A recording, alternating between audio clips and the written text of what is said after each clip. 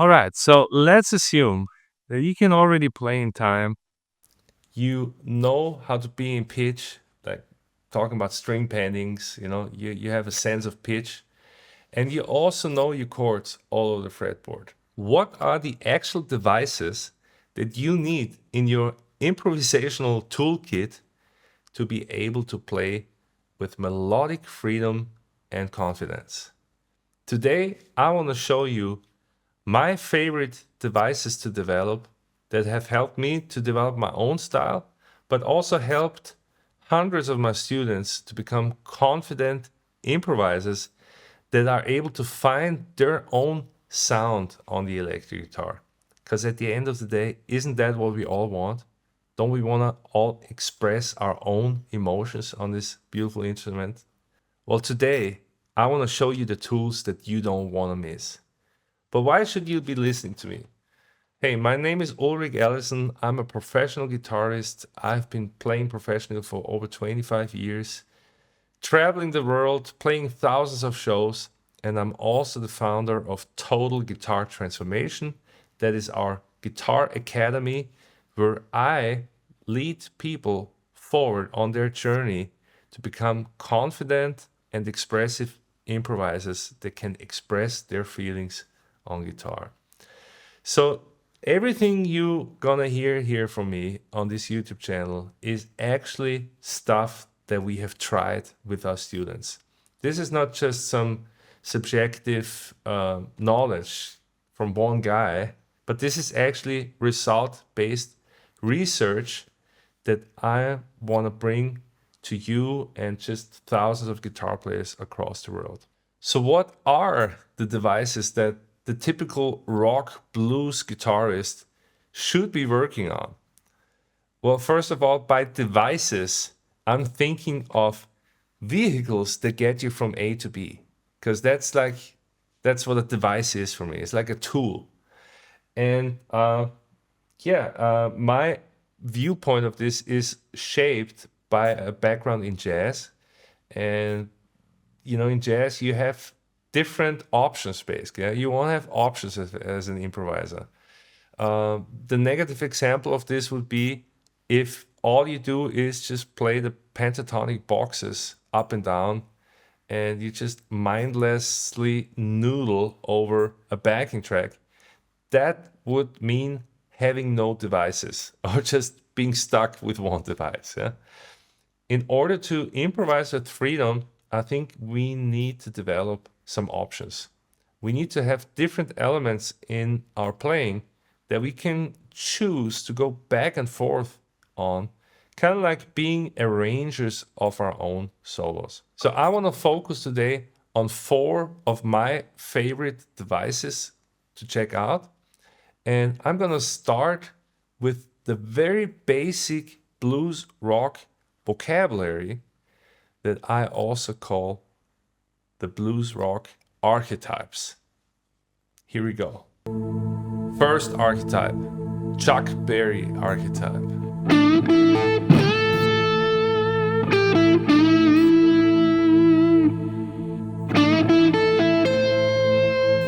This is probably one of the most common licks in rock history, is this.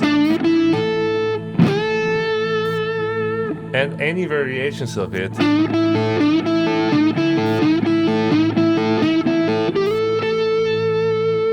And also variations of like this. Any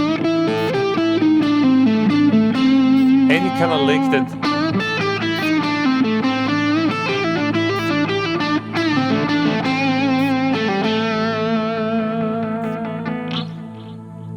you want to be able to play this kind of lick or phrase.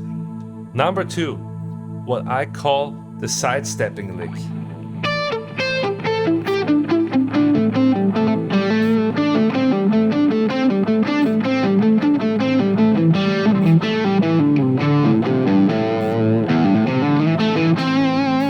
There's so many situations where you want to step from one string to the next and you stay on the same fret, or you just shift one fret, but you usually move in 4th intervals. That's the side stepping lick. Yeah? So if you combine these two, we can get something like this.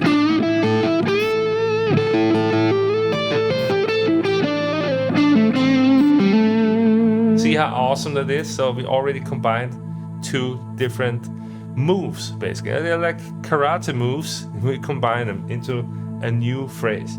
Number 3, this is what I call the Hendrix cry.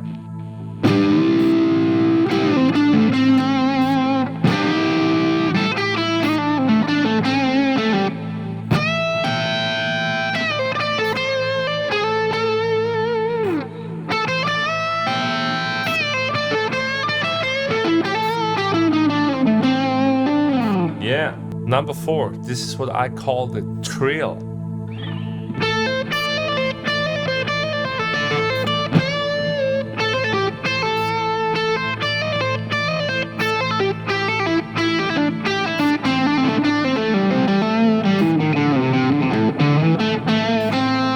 Another important move, yeah?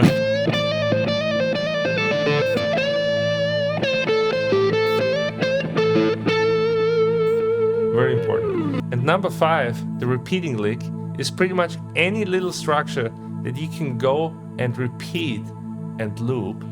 So maybe something like this.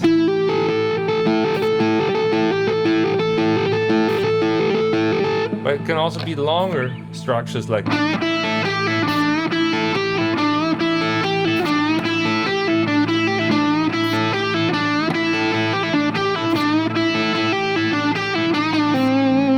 stuff like that, yeah? So you already see that you can mix and match those 5 archetypes and just build longer phrases out of them.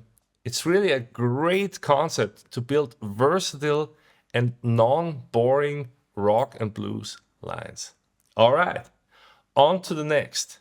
Probably my favorite vehicle or device is the Hendrix chordal style. There's other lessons here on this channel where I'm talking about the Hendrix chordal style, and I also released a course about the Hendrix chordal style, so you can actually get the course and really learn it in detail, broken down. If you're someone who wants to play with more melodic freedom, but you've been struggling to put together all the puzzle pieces, then I've got the perfect solution for you. Introducing my melodic chordal soloing course that will break down the Hendrix chordal style for you as a must-know melodic device of your improvisational toolkit, including tabs, fretboard diagrams, and practice worksheets. Click on the link below, start working on it today, and by tomorrow you're gonna hear results. But here's just a short version for you, and that is that the Hendrix chordal style is basically an embellishment approach where instead of just playing all the notes of the major pentatonic like this,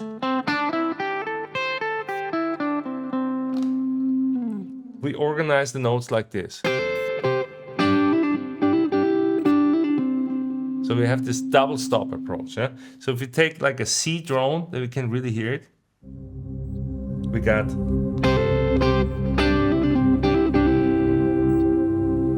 and imagine we can move this around to all the chords that we're playing. Let's say we're playing in F, you know, and we're playing in G, and back to the C.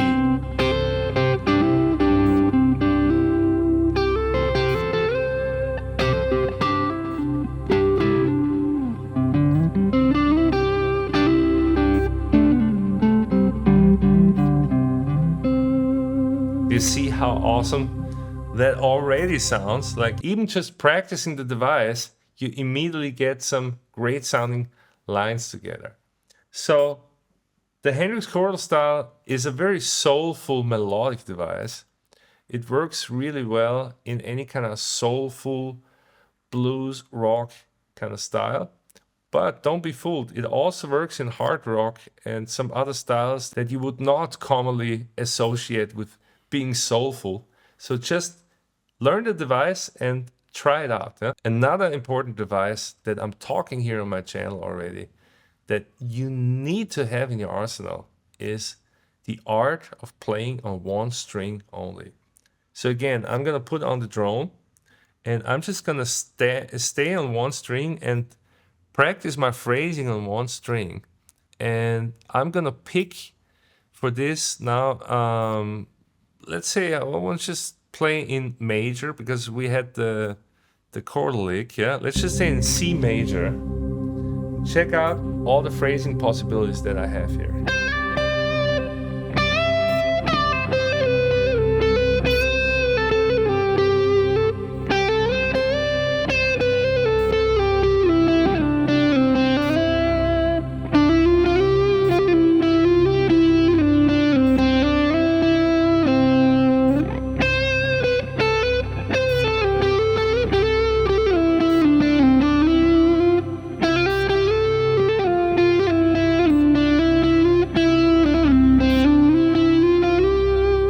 Really cool, yeah? A lot of it also is legato.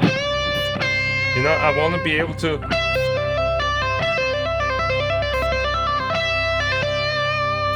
play on a set of notes longer.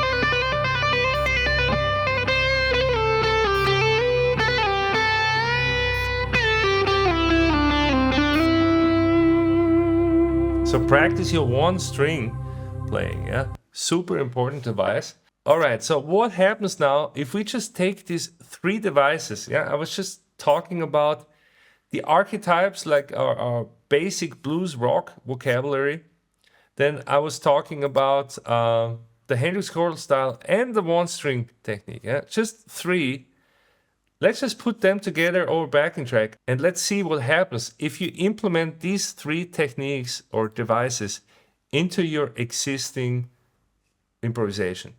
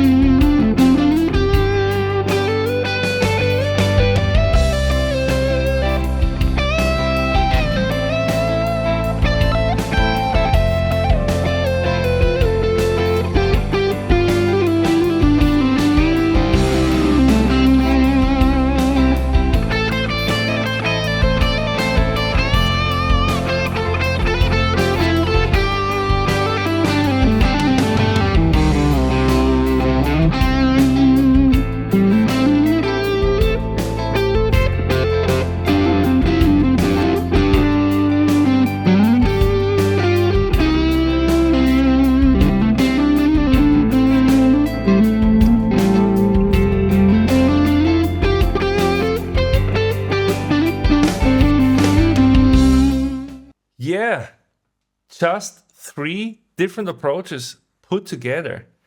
And what if I told you that there are 10 to 15 approaches that I would consider like elemental approaches and indefinite approaches that, you know, if you look at all the improvisers, guitar players out there, I mean, there's indefinite approaches that you can use to spice up your playing. These are just three of the basics one that we train inside of TGT Academy out of the, I would say, 15 main ones. So just imagine how much you're missing out on if you don't incorporate these awesome approaches into your playing. So if we summarize a little bit here on the part 1 and 2 that we so far covered, then I would say in a typical practice routine, I would devote a certain amount of time on practicing the foundations, part 1, or let's call them mechanics. And then I would practice a certain amount of time on developing new devices and also grooming and fostering the existing ones. So that could be part number 2 of your practice. And in the next video, I'm going to talk about the important part number 3 of your improvisational practice. So if you're interested to learn more about that, then just click on this video here and I'll see you over there.